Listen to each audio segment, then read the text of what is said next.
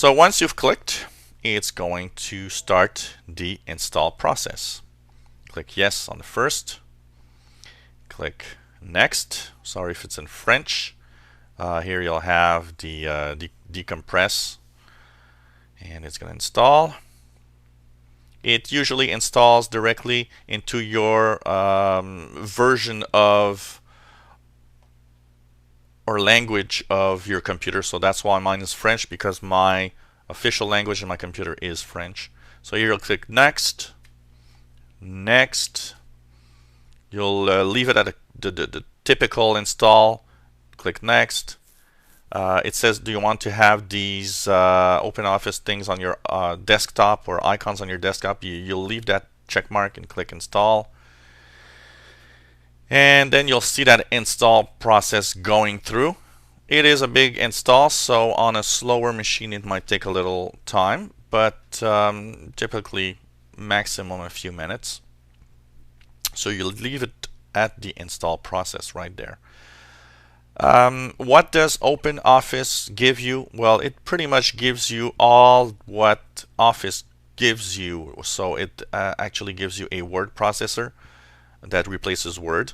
It gives you a spreadsheet that replaces Excel. It does have a PowerPoint-like feature that's replacing PowerPoint. Has a feature for Access. It has a, I believe, a drawing program. We'll see it when we start it up.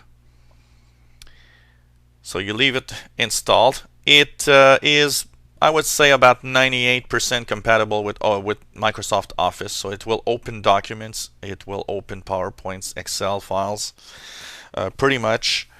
The only problems that I've seen is if you're an advanced user for Microsoft Office, then you're in trouble because the advanced features might not show up correctly in OpenOffice.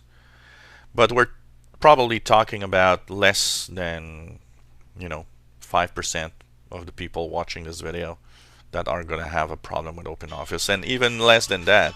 I probably I would say even less than 2%.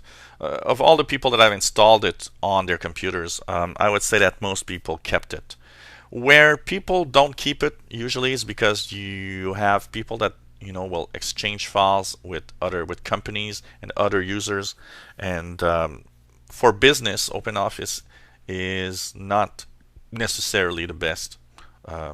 Microsoft Office is still the king of the Office suite. Once it's finished, well, you click the exit or the finish. And if we look on my desktop, I'll just put the view to show desktop icons. You should have on your desktop OpenOffice, that little blue round circle with kind of birds in it.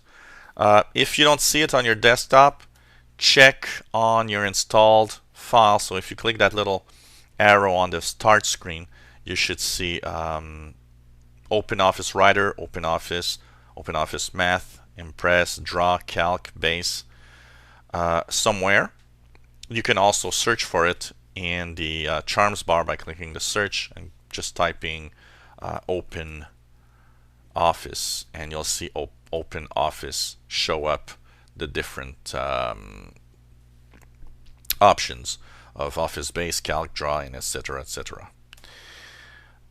If you have the icon on your desktop, well, when you click on it, it opens the OpenOffice 4. You just have a little bit of a setup to do. Enter your name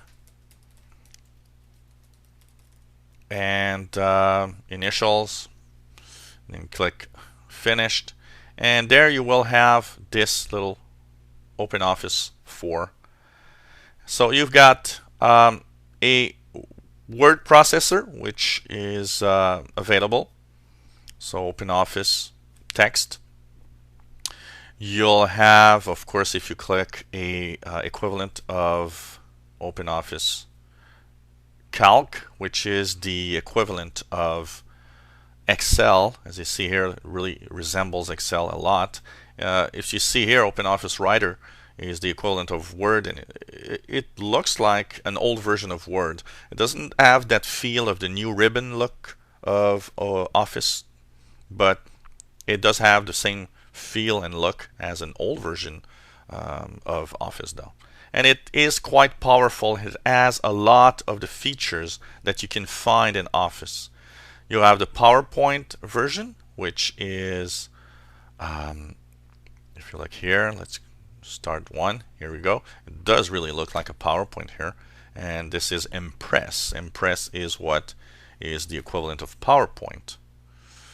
You also have this one, which is Draw, and which is more of a little drawing type program like Paint, I would say. You have the other one that is simply called Base. Base is the equivalent of Microsoft Access. If you want to create a database of an example, you have all these movies on DVD and want to do a database of all the movies you own, you can do a database in this Base version. And they open all the files that you have from Office. And there's finally the last one here, which is Math, which is a very complex app if you are into math and science.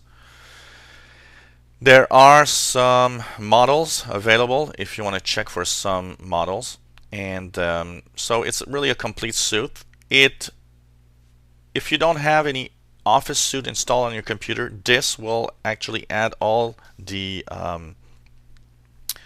update all of the files in your computer. So if you have a doc file for Word, well, it's going to open in OpenOffice automatically. It's going to get to that point. One little word of caution, because that's probably what happens the most often for a lot of people. If you exchange files with your friends or with other people, keep in mind that when you're using Writer, and if you want to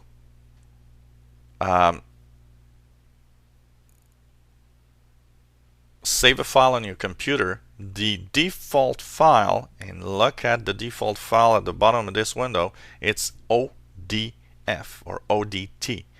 This is an Open Office document file.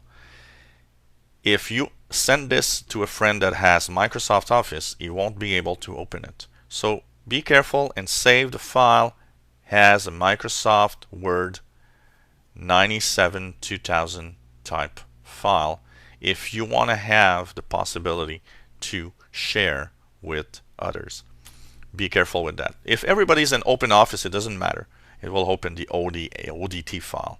But if you are sending out your resume to a company, for example, and it's written in OpenOffice, make sure you saved it as a Word document and not as an ODT file, because there's a good possibility they won't be able to open it on the other end.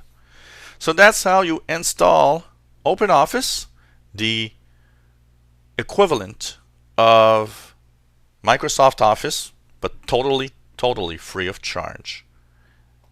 If you have any comments or questions, please feel free to ask away. If you have a video, a feature of Windows that you'd like us to talk about, why not let us know. And if you subscribe to our channel, well, you'll be informed when new videos are online, which is always cool. We already passed the 2,000 subscriber mark, which is quite nice, and still going on, so it's really cool. And thanks for watching. Hope you come back to the official Windows 8 channel. Bye-bye.